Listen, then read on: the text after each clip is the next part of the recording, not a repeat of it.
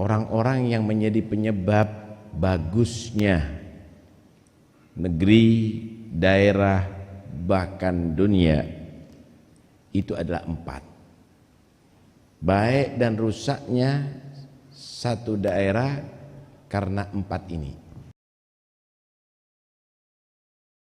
Bismillah, walhamdulillah, wassalatu wassalamu ala rasulillah Sayyidina Maulana Muhammad bin Abdullah wa ala alihi wa sahbihi wa man walah wa la hawla wa la quwwata illa billah, amma ba'd. Para habaib, para ulama yang saya hormati, yang saya cintai, pengasuh pondok pesantren, guru kita bersama, ayah kita bersama, Jalhat Syukran Ma'mun, Habib Ali bin Abdurrahman Al-Habsyi yang kami hormati, segenap jajaran pengurus NU DKI yang saya hormati, pejabat pemerintah baik yang sipil, Polri, TNI yang kami hormati pula, hadirin yang dirahmati Allah Subhanahu wa taala.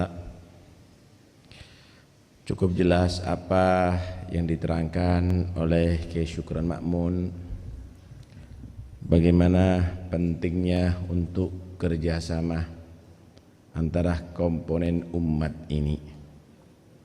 Dikatakan rijalul alam arba'atun,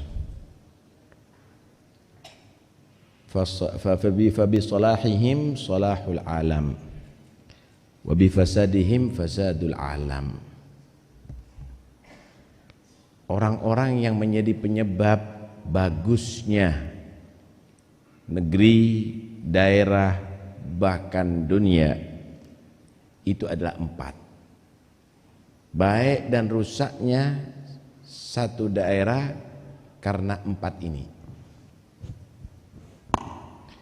Yang pertama yaitu al-abidus salih an-nasik, seorang yang dikenal sebagai ahli ibadah,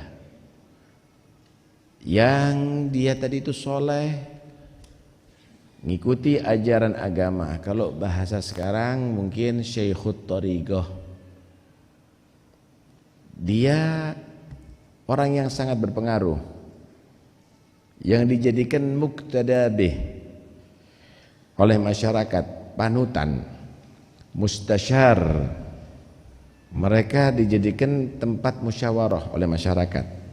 Bahkan orang-orang yang demikian ini bisa dijadikan al-hakim fima tasyajara bainahum, menjadi hakim yang menentukan di antara polemik yang mereka hadapi.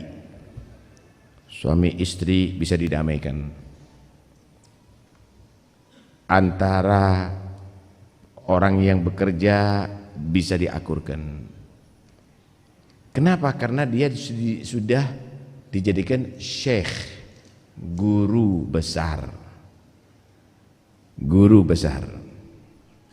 Ini yang pertama.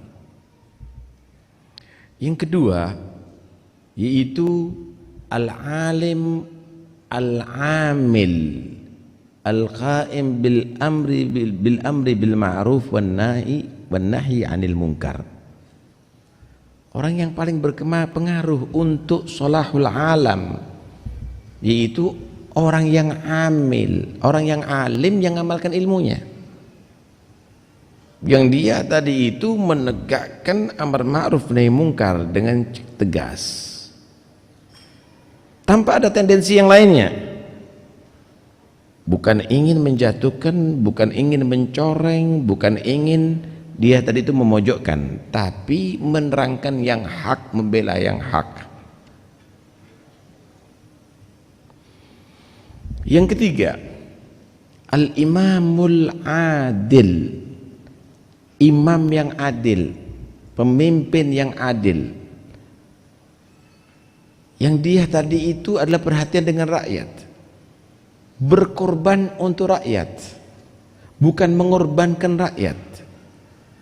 Dalam pikirannya, dalam usahanya kemakmuran rakyat, bukan menindas rakyat. Yang keempat, Al-Ghaniyul Karim. Orang kaya yang dia tadi itu mendermakan hartanya, punya hati rahmat, tidak ambisi, tidak ingin memonopoli pekerjaan, tapi ingin meratakan ekonomi. Jika empat ini kriteria seperti tadi, akan makmur kehidupan ini. Insya Allah nggak ada yang demo, insya Allah nggak ada yang protes, insya Allah nggak ada anarkis, insya Allah nggak ada macam-macam. Aman negeri ini semuanya. Wa fi muqabalati dzalik, lawannya sekarang Anda bisa bayangkan, yang jadi abid yang ditokohkan oleh masyarakat bukan as-soleh, bukan orang yang soleh, tapi at-toleh, orang yang nggak baik. Ditokohkan masyarakat, malah dijual masyarakatnya, ngadakan acara untuk cari keuntungan, punya pengikut untuk cari pengaruh, ditambah al-alimul mukhallid, orang alim tapi dia tadi itu bukan menerangkan yang hak, malah mengabu-ngabukan yang hak, meremang-remangkan yang hak. Kalau perlu batil ditaswir bagaimana jadi hak. Kehidupannya adalah menggunakan ilmunya sebagai alat untuk mengkais dunia. Yang alim model begitu. Wal imamul jair, yang ketiga, pemimpin pemerintahan yang dia zalim, semua dianggap milik dia, menindas orang-orang yang lemah. Ditambahi wal ghaniyul bakhilus syahih, kaya kikir yang dia cukup menyalurkan harta, maka akan hancur negeri itu, saudara. Karena itu yang paling bertanggung jawab di hadapan Allah terhadap bagusnya alam dan rusaknya alam ini adalah empat golongan tadi itu. Ikhwani yang dirahmati oleh Allah Subhanahu wa ta'ala, karena itu jangan kita berharap akan ada rahmat turun semenjak kita tidak memancing itu rahmat. Ta'arrud li nafahatillah, li rahmatillah. Jangan kita menjadi orang yang bodoh, jangan menjadi orang yang dungu, berharap panen tapi tidak mau mengerjakan sawah, berharap alim tapi tidak mau belajar dengan giat, berharap sehat tapi tapi dia tidak berobat, berharap alam ini makmur tapi tidak takwa kepada Allah. Jangan berharap, jangan berharap. Karena itu Allah Subhanahu wa ta'ala mengaitkan, walau anna ahlal qura amanu wattaqau la fatahna alaihim barakatim minas samai wal ard. Kalau seandainya penduduk satu daerah itu imannya bagus, takwanya bagus, maka yang turun langit berkah, yang keluar dari bumi berkah. Ini yang turun dari langit banjir, yang keluar dari bumi lumpur, kadang-kadang lahar. Kenapa? Itu peringatan daripada Allah, iman kamu dan takwa kamu ya ikhwani. Jangan mengendangkan ilmu tanpa dengan hati ya ikhwani. Enggak bisa. Ilmu ini kalau enggak dibarengi hati bisa jadi jahat. Percaya ente. Kenapa? Karena ilmu itu sebenarnya untuk mengatur zahir. Batin kita, hati kita itu akan bisa jadi baik karena akan mendapatkan nur dari Allah. Ilmu tanpa nur jadi dulmah. Wa adallahu Allah ala ilm. Ada hamba yang disesatkan oleh Allah justru dia karena ilmunya. Saya mau tanya, kalau orang yang bodoh yang dicuri itu sendal, benar apa enggak? Tapi kalau orang yang pandai yang dicuri apa? Triliunan, saudara. Koruptor itu bukan orang yang bodoh, mereka adalah orang-orang yang pandai. Apakah pandai itu bisa membuat kemakmuran? Tidak cukup. Pandai punya hati yang wa ta'ala. Disinilah peran ulama mengajarkan bagaimana tazkiyatun nafas, bagaimana cara mempunyai hati yang baik. Jangan kita menjadi orang ya'lamuna zahiran minal hayatid dunya wa hum 'anil akhirati hum. Jangan benci kecuali karena Allah. Mau Anda menjadi pejabat, Nabi adalah contoh.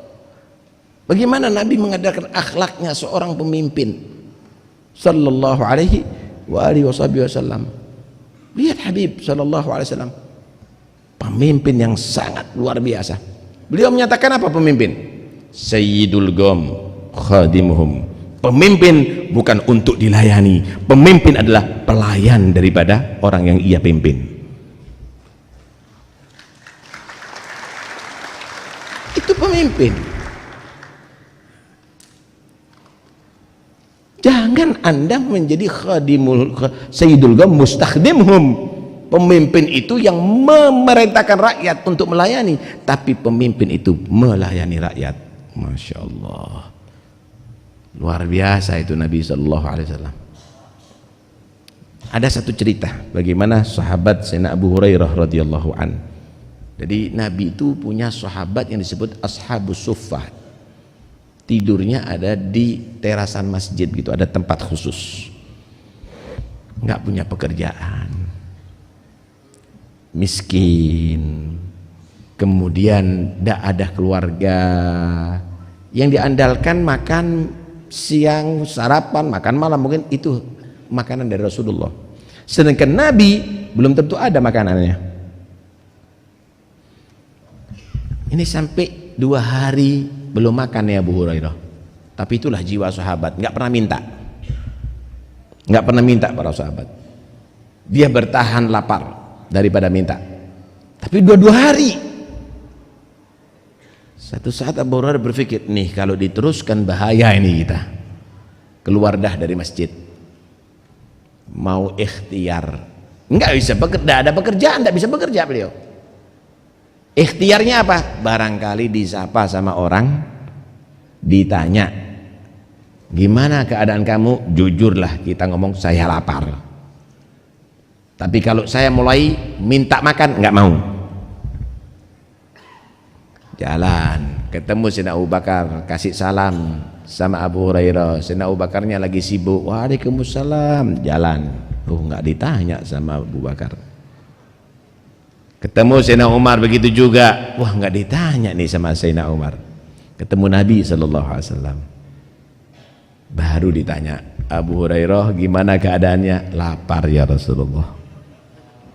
Berapa hari Abu Hurairah? 2 hari ya Rasulullah. Aku 3 hari ya Abu Hurairah. Masya Allah. Diajak, ayo ke rumah, barangkali ada rezeki. Rumahnya Nabi berdekatan, langsung sambung dengan masjidnya Nabi, Masjid Nabawi. Tanya, ya Aisyah, ada rezeki? Ada ya Rasulullah. Orang tadi ngirimkan satu qadah, satu wadah, itu ada qadah itu inaun yush. Semua ya Rasulullah, semua. Wah, gagal kenyang nih kata Abu Hurairah. Gagal kenyang nih. Panggil semuanya. Nabi yang manggil, ayo kita makan, kita ada susu. Datang semuanya dijejer. Abu Hurairah dipanggil, nih taklim. Abu Hurairah, coba kamu gilir mereka minum satu. Wahai Abu Hurairah, aku dulu ya Rasulullah. Iya, minum kamu. Diminum sambil malu-malu Abu Hurairah. Mau diserahkan sama Nabi. Minum lagi Abu Hurairah. Minum lagi ya Rasulullah. Iya, serius Abu Hurairah minumnya. Minum betul. Minum lagi, kata Rasulullah. Oh, masih ada ruang. Minum lagi Abu Hurairah. Minum lagi, nggak penuh. Penuh ya Rasulullah. Nggak mampu sudah, nggak muat sudah. Semuanya sudah makan. Iya. Baru Nabi minum. Sayyidul gum akhiruhum syurban. Pemimpin itu sagil gom akhirum syurban, yang bagi air jangan pertama minum tapi terakhir menikmati. Begitulah sosok pemimpin, terakhir menikmati, bukan awal. Ini baru dilantik, Masya Allah, ada mobil barunya, ada ini rakyatnya mancal nih, Masya Allah. Tuh lihat bagaimana sosok Muhammad Rasulullah SAW. Ini pemimpin yang satu. Pemimpin yang satu ini pernah berdoa kepada Allah, pernah berdoa, dan doanya ini mungkin kita nggak mungkin akan ikuti, karena ini tunggu orang yang sempurna imannya.